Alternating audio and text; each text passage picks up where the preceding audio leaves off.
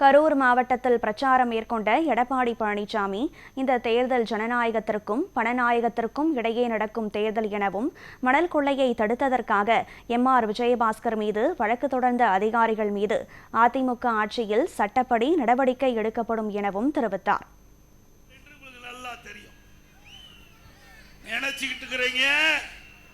ஆட்சி மாறினா காட்சியும் மாறும். கரூர் மாவட்டத்தில் மட்டும் கடந்த 5 ஆண்டுல மணல் கடத்தல் என்று பொய் வழக்கு போதை மாத்திரை வைத்ததாக என்று குற்றம் சாட்டப்பட்டு பல பேர் கொண்டேஸ் வழக்கில் பொய் வழக்கு போட்டுக்கிறீங்க. இதையெல்லாம் அதிமுக அரசாங்கம் வந்தவுடன் விசாரிக்கப்படும். பொய் வழக்குகள் யார் மீது போட்டீர்களோ அந்த அதிகாரிகள் சட்டத்தை முன் நிறுத்தப்படுவார்கள். எவரும் தப்ப முடியாது. ஏற்கனவே நான் ஆட்சியில் இருந்தேன்.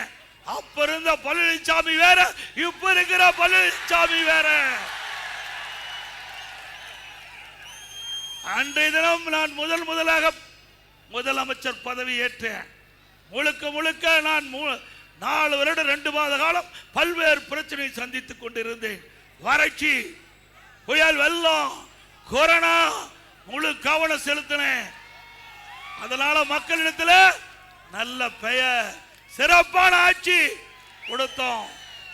சில பேர் என்னை சாதாரணமா இடம் போட்டுக்கிட்டு இருக்கிறீங்க. அன்றைய தினம் மக்களுக்காகவே நாங்கள் ஆட்சி செய்தோம். அதுதான் எங்களுடைய தலைவர்கள் எங்களுக்கு அரசியல் பாடத்தை கற்றுக் கொடுத்தார்கள். எங்களுடைய தலைவர் வழியிலே மக்களை பற்றி சிந்தித்தோம். மக்களுக்காக அரசை நடத்தினோம். அதனால நாங்கள் இளைத்தவர்கள் என்று நினைத்து விடாதீர்கள். எதிரிகளை எப்படி வீழ்த்த வேண்டும் என்று எங்களுக்கு நன்றாக தெரியும்.